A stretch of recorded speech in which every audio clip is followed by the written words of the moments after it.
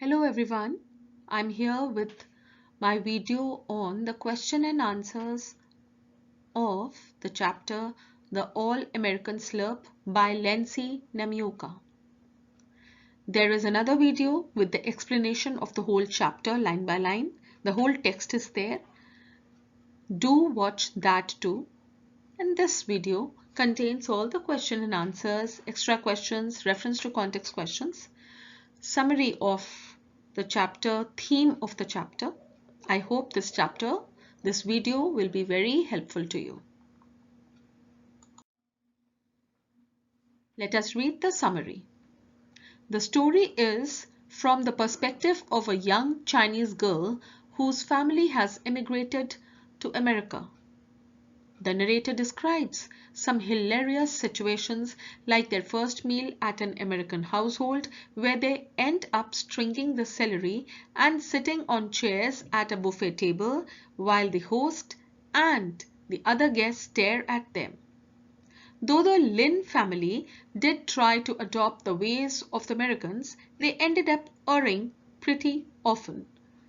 The narrator describes their visit to a French restaurant where the father tries to decipher a menu with the help of a dictionary and the family slurps their soup, much to the horror of the other guests present. The narrator is extremely embarrassed on all these occasions. However, when the Gleasons come to their place for dinner and pile up their plates with the food and eat the peas with their hands instead of using chopsticks, the narrator realizes that they are behaving in just the same way as her family did at their house. She sees Meg slurping her milkshake and it dawns on her that people are same, just that the cultural practices differ. So the theme of the story is the cultural differences we all have, yet similarities also are there that we share.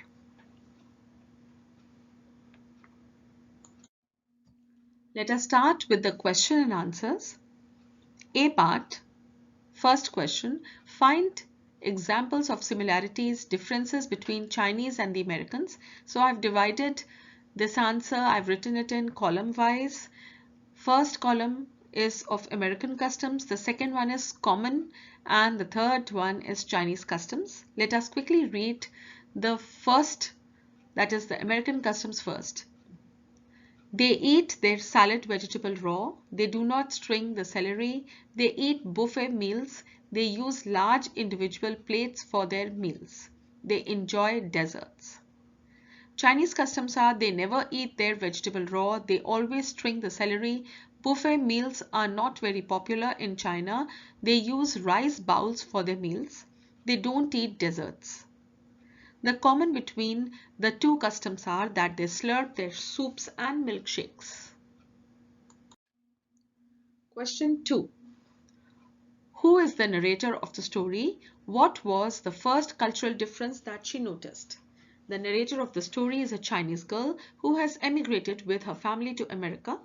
The first cultural difference that she noticed was that the Americans ate their vegetables raw, whereas the Chinese never ate celery raw. Question 3. Sour cream sounded perfectly revolting. Why? The answer is, the Lins were not very fond of dairy products. The narrator did not drink even fresh milk. Hence, when she heard that dip had sour cream, it sounded perfectly revolting to her. Question 4.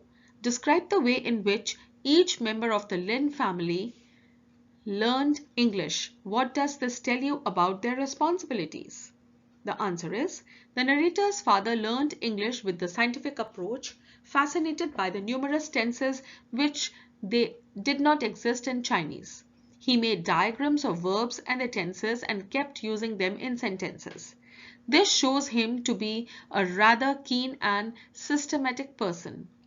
Her mother resorted to memorizing phrases that she thought she would require in social situations of daily life. This shows her to be practical. The narrator's brother took it in his stride and learned English through his daily interaction with his friends. This shows him to be a social person. The narrator was a cautious person. She practiced English and made sure it was perfect before she spoke. Question 5. How does the narrator's mother get convinced to buy jeans for her? Answer is, one day the narrator wore a skirt on purpose to ride to the supermarket to buy some flour. Mrs. Lynn was aghast to see her on cycle, the skirt with its slit showing more of her legs than it was acceptable to her. So the next day Mrs. Lynn bought the narrator a pair of jeans. Question 6. What did Gleasons do at dinner that would be considered strange as per Chinese culture? The answer is, the Gleasons piled their plates with food and mixed everything together and ate. This was rude as per Chinese culture, where they ate from their rice bowls, picking up food from the platters placed in the center of the table and putting it directly into their bowls. Let us now start the reference to context questions. Number 1. Suddenly, I realized that there was dead silence except for our zipping. Looking up, I saw that eyes of everyone in the room were on our family. Question A. Where does this scene take place? The answer is, this scene takes place in the house of the Gleasons. Question B. Who or what are responsible for zipping sound? The answer is, the Lynns were responsible for the zipping sound. They were stringing their celery. Question C. Why was everyone looking at the narrator's family? The answer is, everyone was looking at the narrator's family because, being American, they did not have the habit of stringing their celery before eating it. Extract 2. All the other guests stood there. Mrs. Gleason bent down and whispered to us, "This is a buffet dinner. You help yourself to some food and eat it in the living room." Question A. Where were the guests? The answer is, the guests were at the house of the Gleasons. Question B. Why was this kind of dinner party unusual for the narrator's family? The answer is, the narrator's family was Chinese and so they were only used to sitting down for their meals. Hence, the buffet dinner party was unusual for the narrator's family. Question C. How did the narrator's family react to the situation?